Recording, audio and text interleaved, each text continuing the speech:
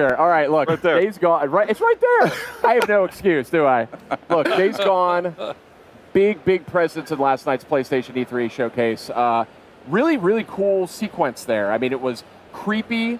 It was violent, very violent. Yeah. It showed a lot of sort of situational kind of, using the environment and the freakers that we see kind of to the advantage of the player. Yeah. So tell me what went into that. Well, so the biggest thing that we really wanted to do this year was sort of show a more intimate part of Deacon's life. Mm-hmm. So last year, it was the Horde, which is hundreds and hundreds of freakers, all sort of massed together, and you saw how Deacon had to struggle to just stay alive. And this year, we wanted to show off more of the open world, and this thing we're calling our dynamic open world systems. And what that really means is you can use the freakers themselves against other enemies, like the Marauders that you see on the Media Showcase demo last night. Right. Actually, I have a question about the freakers because with other games, survival games, like this, for instance, The Last of Us, the clickers had this thing where they couldn't see you, but they could hear you. What is it that triggers the freakers? Oh yeah. Well, it's an interesting question, and for anybody who gets a chance to see our alternate demo that we're demonstrating in the theater today or online when it gets posted, is that the time of day kind of drives the density of the freakers and the humans when they're out, but also the weather. So when it's snowing, it's going to kind of blind everybody at a distance. When it's raining, it's going to dampen the sound. So when the player learns these, he's going to be able to use that kind of context as he's going to play that as part of his strategy for how he approaches any encounter. Gotcha. But definitely sound, right? Because like you saw in the Media Showcase demo, Deacon, put down this bear trap and then kind of snuck off. Right. And in our alternate path demo, he doesn't do that. So he actually kind of goes around and watches what happens when this Marauder goes into the bear trap, and you hear this gunshot on the Media Showcase demo. If you look at our alternate path footage, you'll see that one of the Marauders actually shoots the other Marauder in the head because he's making too much noise. Oh wow! Right. So so it's a pretty harsh world, but that sound traveled, and sound is something that can be really dangerous. Gotcha. That's very interesting. Yeah, I did notice once the bear trap was down and the guy stepped in it, you saw the freakers running. Yeah. It's like they heard it screaming. He heard them screaming. This is looking good. I didn't see all of this footage. I was kind of a little distracted last night during the showcase, but. One of the things I really like about this game is it's, we see a lot of open world games out there. It's certainly like a popular genre, but this one, the feel of it is different. It feels more improvisational, I think is the word I'm going for. Absolutely. Our crafting system, I mean, it's really inspired by, kind of the do-it-yourself mentality where, we all feel thrilled when we make a repair to our car or our house with duct tape and a couple of loose screws, and we feel really good about it. That's Deacon. He's making use of everything he can find in the environment, and they have to scavenge and search for things and employ him in really clever ways. And he has to do it. He has to do it to survive. So like you see right here, this is the same clothesline that Deacon ran into, and in this demo, the runners aren't chasing him. So basically, he has the opportunity to see the ambush before it happens, goes around it, comes up behind them, and takes those guys out from behind. Right. So that's to your point. And then he strangles them with their own clothesline too. Yeah, exactly. So he makes use of the whole buffalo. And it's a dynamic event that can happen. You can be out in the world doing a job or a mission, and then suddenly you've got Marauders that are ambushing you on the highway, and it's a dynamic event. There's no way to predict when it's going to happen. You just got to pay attention. Well, is there more than just like a clothesline in the middle? Do they find more ways to ambush you? Yeah, it's a dangerous world, and it's something where the Horde is dangerous, freakers are dangerous, but so too are humans because they're cunning and clever, and they too are using everything they can find to employ against their enemies. And let's just say clothesline is one of many things. We'll get into it at a later date. Okay. Now tell me a little bit about, maybe a little bit of the backstory about why these freakers are being hung up like this. Is that like a defense mechanism? Is it? Yeah, absolutely. Yeah, so what they do is we call it the meat wall. And what they'll do is, like in this case, they have a bear trap under this dead freaker corpse. And what they'll do is they'll put a trap under it, and then as other freakers are attracted to the meat, they're all hungry all the time. That's what happens, evidently, if you become a freaker. But they hang up the meat walls again. It's kind of like a wall to protect the encampment. So you can always tell when you're coming close to a Marauder camp because you'll run into these kinds of traps. Yeah, they had all kinds of defenses too. I mean, the first thing Deacon did was trip over that little thing in the tin cans. And that's what drew the first guy out, which is why he'd think on his toes, scramble for a bush, and then wait, and then kill the guy when he came by. Right. And again, in the alternate path that we're showing, it's something where if the players are thoughtful and if they take time, they don't just rush into things, they're going to be able to employ a different analysis of the terrain. They're going to be able to look for these things and see them. And that's how he sees a clothesline. And when the players are careful and cautious and assume the world's dangerous, they can turn the tables on the bad guys using the same tools that they're using against the player against them. Yeah, so like what you're seeing now is part of the alternate path. Changed up the time of day, changed up the weather. Okay, now, I was going to say, I didn't remember this from the show. Exactly, Yeah. because it's colder now, more freakers are coming out, so freakers are stronger when it's cold out. So you interesting. really got to be careful when it's snowing. Also, the bike handles differently. It's like if you'd seen the earlier part when Deacon's trying to ride his bike through the snow, it's very, very different. Oh, this is really cool. I didn't realize. Interesting. So here's your meat wall, right? The meat wall there. Yeah. That seems like a pretty smart move, if I'm honest. Yeah, yeah. But yeah, look at this, a beautiful looking game too. And I know you guys are digging into the PS4 Pro as well as you make this title. This is one that's been shown off a number of times. Right. I know you have HDR. Tell me a little bit about like working with PS4 Pro as you develop the game.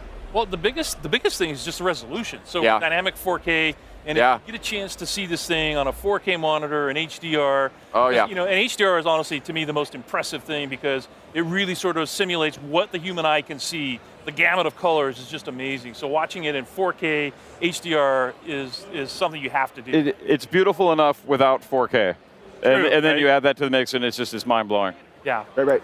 You know, one thing that stands out to me about Days Gone, you know, amongst the other undead games out there, is that you can get so many zombies on the screen in this thing, or freakers on the screen at once. So can you tell us a little bit about how you guys went about making that happen and just getting so many freakers on the screen at one time? Was that a technical feat for you guys? Oh, absolutely. So we have a really, really talented team. Some of our engineers and artists and designers and audio and everything, but I think we have we have this one engineer that's literally I've been at Sony Ben for 20 years. Chris has been there like 26 years. Wow. Right. And this other engineer has been there like 23 years or something.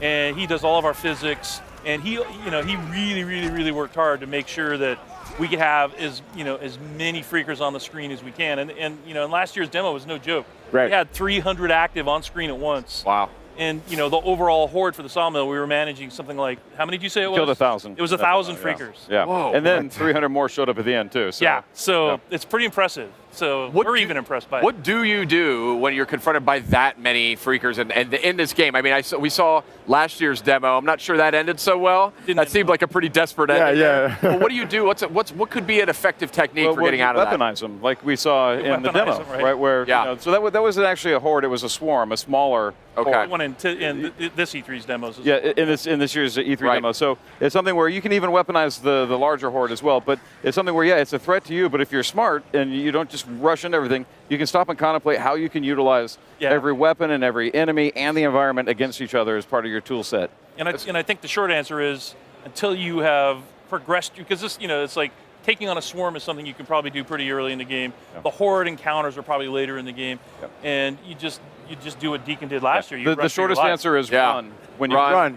Get up to a tall place. That won't save you, but it might buy you a few seconds. Yep. Well, you saw in the demo at the showcase that the Deacon looks over this fence and he sees a horde down there. Right. Probably that's not the smartest thing to do. Would be to run down there. And, and mess with them. You just don't want to do that. Yeah. Speaking of hopeless endings, there was a freaked out bear. Oh yeah, I was going to go into that. Yeah. So, what other types of creatures are we going to see in that state?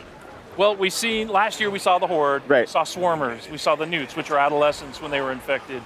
We saw regular wolves, right? This year we're showing the Rager Bear, that's what we call it, is the Rager Bear. We saw runners, so runners are infected wolves. And those are the ones that, Deacon kind of ran across, then gnawing on somebody's corpse, and then one of them chased him. And the thing about runners is they can outrun your bike. And if they catch up to you, they will knock you from your bike. So it's another example of dynamic events that happen in the world that make the world dangerous all the time. Wow, such a cool game you guys are making. It's really inspired. I think it's got a lot of cool mechanics to it. And it's just kind of a fresh take on the open world genre. So, what would you say you're most proud of as you work on the title? Yeah. Myself, I'm most proud of the way that our humans are evil. The way that they lie in wait and they want to ambush a player, and they themselves are doing anything it takes for them to survive, and it just comes at the cost of our hero. But humans are mean, and we're resourceful, and we do twisted stuff. And this clothesline is just kind of the beginning of the things they're doing that the players. We never want the player to feel complacent when he's riding his bike down the road. There's all kinds of ways for him to be disrupted, knocked off that bike, and it's just because we're turning we're kind of breaking what I call the design rules, the conventional design rules, in that you don't do that to players. You don't knock them off their bike. You let them, they've earned that. And it's visceral and it's exciting and thrilling to survive those types of encounters. Yeah, it really is. I think, for me, it's just the way the game looks. So, and when you get a chance to play it the way it plays. So, like I said, we have these super talented engineers and artists and designers, and the game just looks amazing. Our goal was to create a AAA console quality open world experience, because that's not something we had really seen. And I think the guys are really pulling it off. I mean, I think the characters look amazing. I think the environments look amazing, right, all times of day, and it's just fun to look at. Right. I'm just super excited to find out how the world of Days Gone got to where it is. The origin story and how it led to these freakers pretty much taking over. Yeah. Yeah. Yeah. Good stuff. Guys, Days Gone coming out on PS4. Do you guys have a release time frame yet? We don't. So okay. we're just working really hard to deep try in to development. make the best game. We're really happy that Sony's given us the time and resources to just make like a AAA open world action game, and I think it's going to be awesome. I agree with you. I think it looks fantastic. So thanks for coming by, showing off the latest. That alternate playthrough was very interesting. I didn't realize it could go in so many different directions. But coming up next on PlayStation.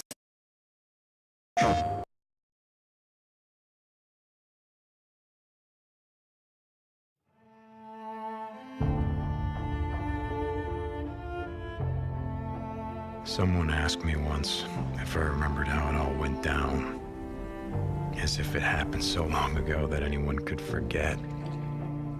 So yeah, I remember.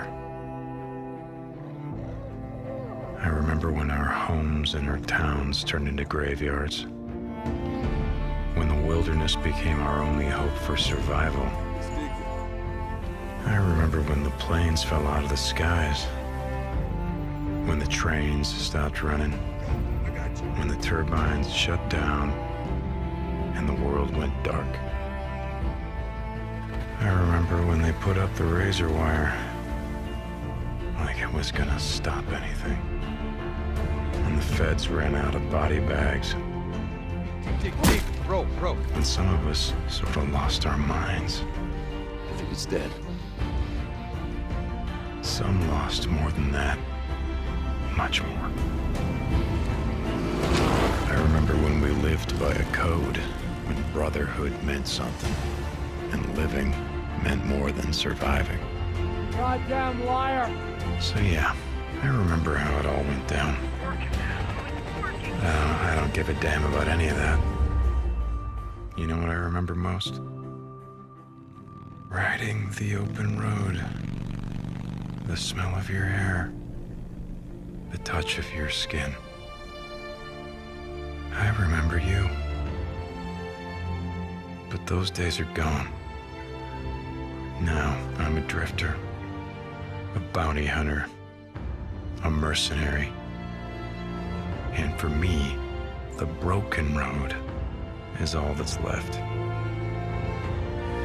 But I'll always remember.